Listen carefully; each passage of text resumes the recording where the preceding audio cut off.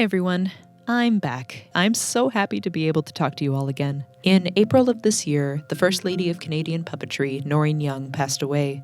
She left behind a career spanning over half a century, and many of her shows and puppets remain in this world to carry on her legacy, as well as the many who knew her and who were impacted by everything she did for film, stage, and the community. For those unfamiliar with her name, I would say that the most mainstream show she created was Under the Umbrella Tree, where she portrayed the character Gloria Gopher. Do you ever wonder what could happen under an umbrella tree? Very early in her career, she also created and performed in a show called Hi Diddle Day, a fondly remembered puppet program which ran from the late 60s into the mid-1970s in Canada.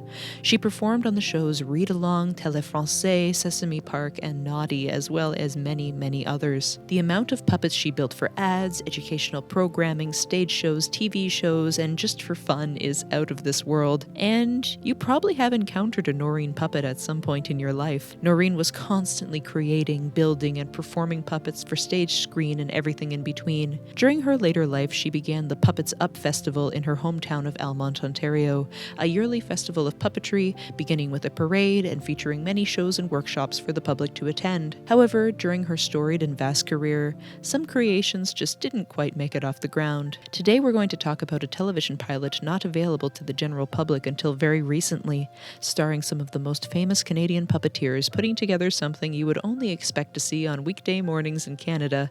I'm so excited to talk about this one. Let's jump into the wild world of Wacky Palms. Warning! You are entering the Bermuda Triangle. Turn back now. Turn back before it's too late.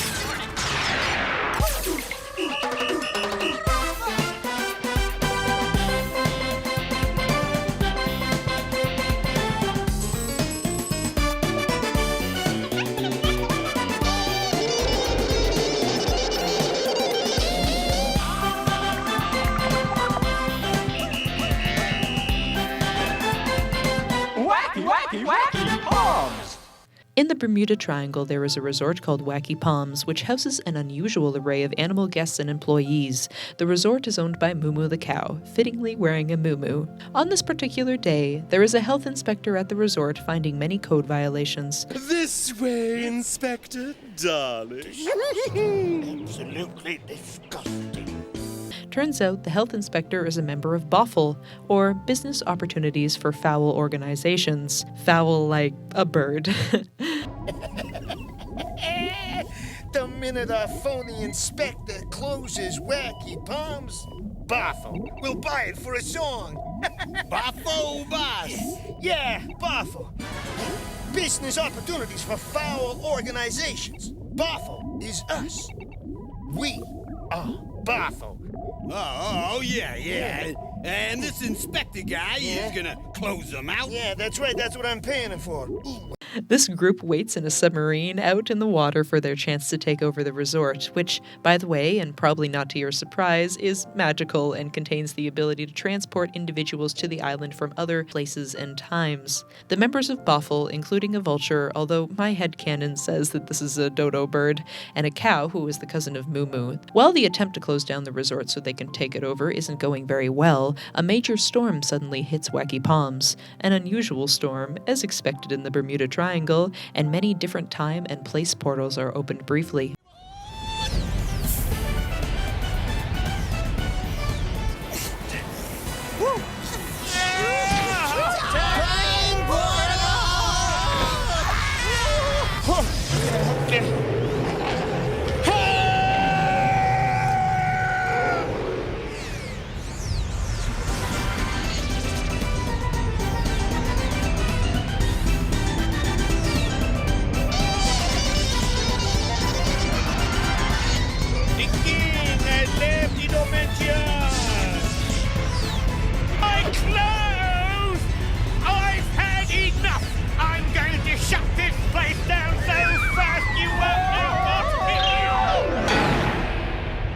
A giant rockhead lands smack dab in the middle of the resort. He introduces himself to the crew of Wacky Palms as Mr. Rockbottom and claims to know everything about everything and everyone. I travel the road of time, stopping only to lend a hand to those who are worthy. Welcome to Wacky Palms, Mr. Rockbottom. Call me Mr. Rockbottom. Oh, splendid. I am Miss MooMoo. You are Miss MooMoo. Well, yes. You see, I know everything. You do? Whoa, wait a minute. You know everything? Of course. I have the power to affect your future, to make your dreams come true. Outstanding! But first, I must have a light snack. Oh, of course. I'll tell our chef. Oh, this does sound like it's going to be fun. Well, I'd better check for storm damage. Dill, keep an eye on this head, dude. The Rock is left with Dill, the bellboy, who isn't particularly bright and a little bit gullible. Meanwhile, Slip the Lizard and his dad Pops watch the interdimensional television and see some clips of a rock that has wreaked havoc elsewhere. Lexi, the true story of a head. We spoke with 2 of his victims. He told me that he loved me. Then he stole my heart and my savings. I hate him. I miss him. Rocco, come back! Yep. Ran off in the dead of night, eh? With my wife, my tractor, and my dog. I love that tractor. That's our head, dude. Yeah. Be on the lookout for the head. Alias Rocco, alias Rockbottom, real name Pebbles. Last seen between a rock and a hard place near Boulder, Colorado. Who, at the time, is manipulating Dill to tell him everything about everyone at the resort, so he can use it against them. Something that can't escape. And this Slip fellow, what does he want? Well, I know, but it's a secret. Not to me. Mr. Rockbottom knows everything, remember? I'll merely look into your mind. Slip wants to... Yeah, time travel! Time travel! But we're not exactly sure how to get back. Exactly. Cool! You do know everything. And I see you, Bill, Bill. as the next karate champion of the world. Karate? Yeah! We visit the Boffle crew on the submarine, who are witnessing the Rock taking over Wacky Palms. They don't know how to solve it, so they must call Granny, the boss, who is played by Noreen Young herself. Bombs. Hey, he ain't with us, boss. This guy's good, real good. I'd better call Granny. But what if Granny gets mad? We ain't got no choice. She's the Buffo boss. Buffo? Buffo. Business opportunities for foul organizations. All right. You are so stupid. Who you calling stupid, pimplehead? Granny. Sorry. That was... never mind. Listen, Granny, we got a little problem here. Problem? Yeah, well, there's this head thing what squished our inspector, and now he's conning the locals. He's a real wise guy. So? Well, so, you want that I should remove this head thing? Know what I mean? Nah. Huh? It is gonna remove MooMoo. It is? Yeah, and then Wacky Palms goes to her nearest relative. Huh? That's you, Burger Brain. You're MooMoo's nephew. You get the hotel and turn it over to Boffo. The beautiful Granny. Beautiful. Oh, yeah, Buffo. If brains were dynamite, you couldn't blow your nose. You know that? I want Wacky Palms it. I want to control those time portals. For evil. Do it. Turns out, the Rock will certainly benefit them. Slip confronts Mr. Rockbottom that he knows his true identity, but Mr. Rockbottom is one step ahead and uses his newfound knowledge of Slip's dreams to thwart these plans and send him back in time, unable to return. Enjoy! Whoa! Hey, wait a minute. This isn't... Whoa! Where these things lead, kid, is your problem. My problems are over. The Boffle crew comes to land and sticks some dynamite in Mr. Rockbottom's booty, directing him to what to do to help them take over the island.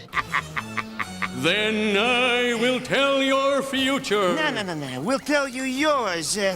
Hey, Beef, you found the spot yet? Ooh, I've heard of buns of steel. Beef! Oh, yeah, here's a crack, boss. Gentlemen, you simply can't. Hey, that's my butt! No buts, Gravel Boy. You're sitting on enough TNT to blow yours out your eyeballs. Dynamite? What is it that you want? Well, you's just get Miss MooMoo down here. You're going to predict her future our way. Really, darling? You see me as the world's greatest opera star. You will sing the sacrifice of Bella Tartufo from La Carpaccio. You play Bella. You will become legend in your own mind. The sacrifice scene. I know it well. I, Mr. Rockbottom, will direct your rehearsal today, and everyone will take part. I shall provide the weapons. The props. Oh, how exciting! I'm off to practice. He must summon MooMoo to get her to perform an opera, and then bash in her brains, as that's actually part of the opera script, but instead of faking it, they're going to do it for real. You know, for kids. Mr. Rockbottom casts Dora as the basher, but she doesn't realize it's happening for real and thinks it's a flimsy prop. Pops the Turtle sees his son slip on screen trapped in Roman times. He needs to get a strong vibration to help open a portal to get slipped back and stop Mr. Rockbottom. Then the opera begins. Fearless I stand here, though my time has come, stately and proud, like steak on a bun. Both lines round the world unite behind me now. I'm not one ordinary cow.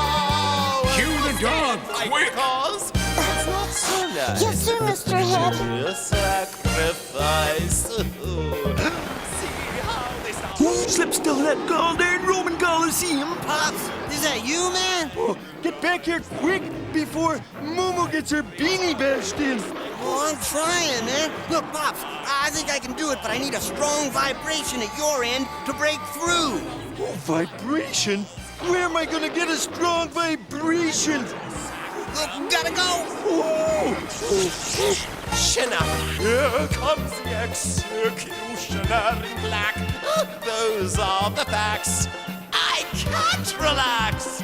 Waiting for the final curtain now to fall. Usually they don't scream like that till after we work them over. I know what you mean.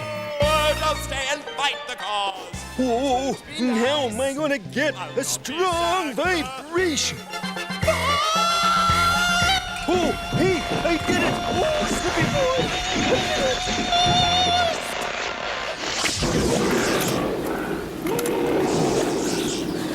Stop!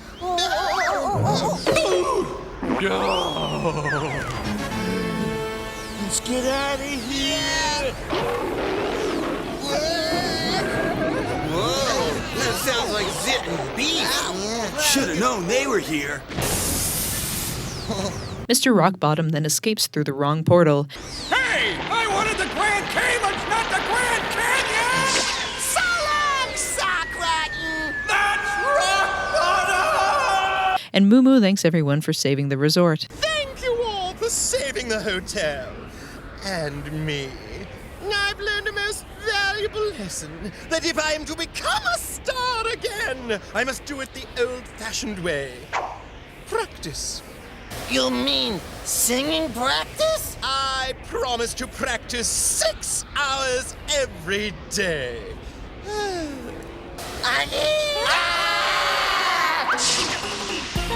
And that's the end of Wacky Palms. Forever. Wacky Palms was first developed in 1993 with initial scripts written by Noreen and Bob Stutt. The pilot was filmed in early 1995, and the goal was for it to air on Canadian television, either on CTV or YTV. Disney was also in on the show, having helped distribute Under the Umbrella Tree, and was likely interested in another show similar to that. The show was produced by Noreen Young Productions and Owl Television Incorporated. It featured Noreen, as well as some of the finest puppeteers from Canada, including Noreen's brother Steven Braithwaite, Ronnie Burkett, Matt Fichtner, Jim Rankin, and Bob Stutt, portraying the vast array of characters in Wacky Palms. Puppet construction was done by Noreen Young, Ronnie Burkett, Matt Fichtner, and the incredible costume designer Kim Crossley, who I recently met, and it was very exciting. This show fits perfectly in the early 90s funky puppet shows that we watched up here in Canada. It's sad that it couldn't keep going, as I think the premise is fantastic. There is a fair amount of adult jokes in this show, particularly the use of the F-bomb often, although it is comically bleeped out. Hey! What the heck are you doing? Right. You are so stupid. Buffo. Business opportunities for, what's that next F word again?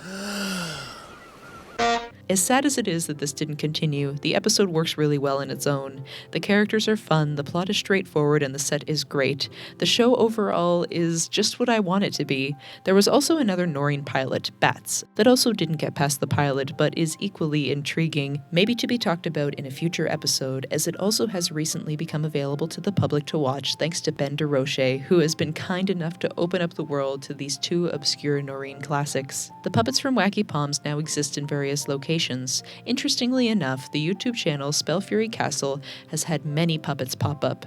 Turns out the creator of Spell Fury Castle, Travis, has worked with Noreen and over the years acquired many puppets from her, including some of the characters from Wacky Palms. The rest are around in various places, with a few popping up at Puppets Up to make special appearances every year. So thank you so much to Ben DeRoche for uploading the show for the public to see. I'm so glad you all finally get to witness the show of Noreen's. It's magical and wonderful and an important piece of puppet history. This is finally an unearthed piece of obscure puppet media. Thank you all for watching. I really appreciate everyone who helped bring my vehicle Ben back to life.